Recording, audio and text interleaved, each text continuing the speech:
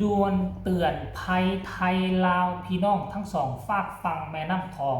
มีคนสวยโอกาสตอนที่คนติดถ้ำแอบอ้างว่าเป็นพี่น้องปลุกระดมแปะ QR Code เพื่อให้คนโอนมาบอกว่าจะซื้อถังออกซิเพื่อจะดำน้ำไปเอาสองคนนั่นแต่ความจริงมันบ่แมนค่อยสอบถามมาแล้วคนนี้คือนักต้มตุนระวังเด้อพี่น้องสบายดี FC แฟนคลับทุกทานมาพบมาพ่อกันอีกคลิปหนึ่งทานผู้ชมถ้าผู้ใดติดตามช่องค่อยก็คงจะหู้แล้วละมือคืนนี่ตอนดึกดื่นค่อยก็ได้เฮ็ดคลิปหนึ่งแล้วละแต่ว่าเรื่องเล่าแบบนี้คนบ่ค่อยสนใจทานผู้ชมคนสนใจแต่เรื่องถ้ำเรื่องคนติดถ้ำเรื่องครอบครัวคนติดถ้ำแต่เรื่องระมัดระวังโตเรื่องคนจะมาต้มตุนเนาะเรื่องคนสวยโอกาสอ้างว่าพี่น้องติดถ้ำแล้วเปิดรับบริจาคเพื่อจะเอาเงินเข้ากระเป๋าตนเองบ่มีคนสนใจบ่มีคนกดไลค์กดแชร์จักเป็นจังใดพี่น้องไทยลาวของพวกเฮาก็ได้เนาะก็มีคนหนึ่งทานผู้ชมซึ่งเพิ่นเปิดเพจของเพิ่นเป็นเพจขายเครื่องผ้าใหม่ผ้าสิ้นผ้าใหม่เพิ่นน่าจะอยู่แขวงหัวพันเมืองซ้ำเหนือเพิ่นออกมาโพสต์อยู่ในเพจของตนเองพร้อมแปะ QR Code บอกว่าด่วนตอนนี้พบแล้ว2คนที่ติดถ้ำหนึ่งในนั้นเป็นหลานของตนเองเข้าไปพบแล้วแต่ว่าเอาออกมาบ่ได้เพราะมันอยู่เลิกโพดเพิ่นเสียชีวิตแล้วเดี๋ยวนี้ต้องการเงินหลายว่าซั่นเด้แปะ QR Code ให้ทุกคนโอนเงินมาช่วยเพื่อจะเอาไปซื้อบั้งออกซิเพื่อจะไปดำเอา2คนนั้นออกมาเป็นตุเป็นตะค่อยเฮ็ดไปคลิปนึงแล้วแต่ว่าค่อยก็ยังบ่เชื่อใจค่อยย่านว่าแม่นพี่น้องเพิ่นแท้ย่านพบเห็นแท้ค่อยก็เลยแซดไปหาเนาะทีแรกเพิ่นก็บ่อยากบอกเพิ่นค่อยก็เลยบอกว่าค่อยสิโอนเงินไปให้นะนี่ค่อยสิโอนเงินไปให้เพิ่นก็ตอบมาค่อยตอบมาหาค่อยไวๆเลยเดี๋ยวค่อยสิอ่านสู่ฟังนี่นะท่านผู้ชมเนาะค่อยบอกว่าเห็นคนติดถ้ำ2คนแล้วแม่นแท้บ่ค่อยถามไปแล้วก็ตอบค่อยมาว่าโดยแม่นแล้วเห็นแล้วเพิ่นเสียชีวิตหมด2ว่าซั่นเด้แล้วค่อยก็ถามว่าเดี๋ยวนี้2คนนั่นอยู่ไสเนาะบำเพ็ญกุศลอยู่ไสเพิ่นบอกว่ายังบ่ทันเอาออกมาเทื่อเนาะ2คนนั้นห่าง2คนอยู่ทางในเลิกแฮงว่าซั่นแล้วค่อยว่าผู้ใดเป็นผู้พบเจอเราบอกว่าตอนนี้ยังระดมทุนเอาบั้งแก๊ส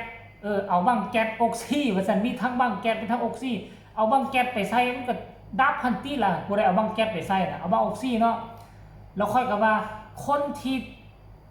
ตุยแล้วจำเป็นยังต้องใส่บั้งออกซิค่อยว่าเพิ่นบอกว่าบ่แม่นว่าซั่นสิเอาบั้งออกซินี่ไปใส่ให้กู้ภัยเพื่อให้กู้ภัยเข้าไปทางด้านในว่าซั่นเด้เนาะแล้วค่อยก็ถามเพิ่นอีกว่าเพิ่นก็ตอบมาว่าคนที่พบเจอมันน้องอาสาน้องกู้ภัยอาสาคนลาวเฮาเองเป็นคนเห็นว่าซั่นแล้วค่อยเลยถามว่ามีหลานเจ้าบ่1ใน2คนนั้นแล้วก็บอกว่าโดยว่าซั่นเป็นหลานค่อยคนนึงเนาะค่อยก็เลยว่าสิ่งที่ค่อยถามมานี่ค่อยอยากโอนเงินช่วยเหลือค่อยก็เลยตัวเราไปเสร็จแล้วว่าโอ้ว่าซั่นเด้แล้วเราก็มาตอบว่าเขามีออกซิสำรองที่เอาปะไว้ในถ้ำเน่ว่าซั่นนี่แบบว่าไปฮอดจุดนั่นแล้วเปลี่ยนออกซิออกมาก็ได้เปลี่ยนพร้อม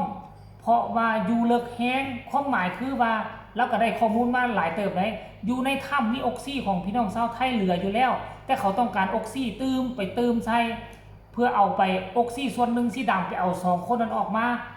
แล้วก็สิเอาออกซิตัวนี้เป็นตัวสำรองเพื่อเอาใส่กลับออกมาว่าซะนี่เพิ่นว่าค่อยก็เลยว่าหลานเจ้าติดถ้ำซื้อหยังค่อยถามไปเพิ่นก็ยังบ่ตอบเลยหลานค่อยซื้อใจว่าซั่นเด้บ่ถึกจักคนเลยเพิ่นยังปรึกษากันอยู่ว่าสิเอาออกแนวใดค่อยบ่ฮู้ 100% ว่าซั่นนี่แล้วเพิ่นก็แคปเอาตัวเพิ่นลงข่าวอยู่ในเพจเพิ่นนี่ตัวนี้เห็นบ่ RIP นี่มาให้ค่อยเบิ่งแล้วพร้อมกับส่ง QR Code เพิ่นมา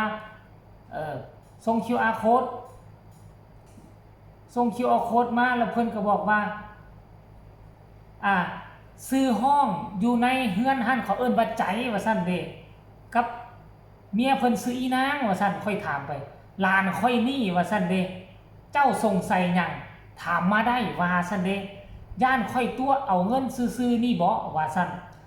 ค่อยก็ว่าแล้วค่อยเลยตอบไปว่าซื้อผิดหมดเนาะเจ้าค่อยก็ว่าน่ะ2คนหั่นบ่มีผู้ใดซื้อใจจักคนค่อยก็ว่าสินะ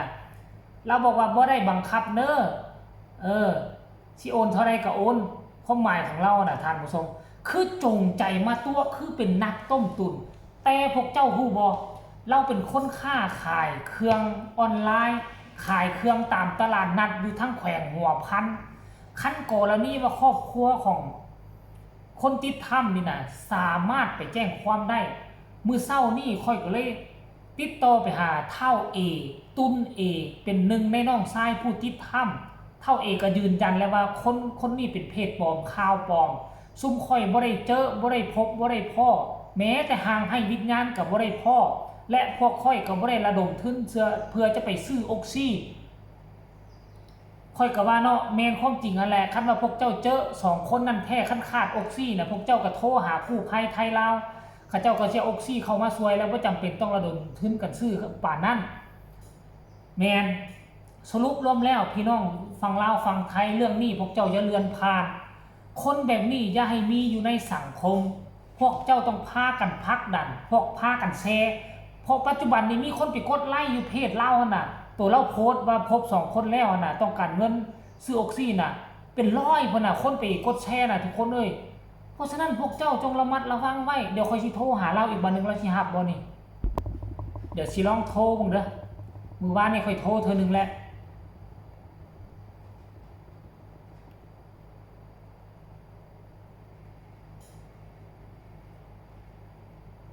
ขออภัยเบอร์ที่ท่านโทรหายังบ่วางกรุณากดคืนอีกครั้ง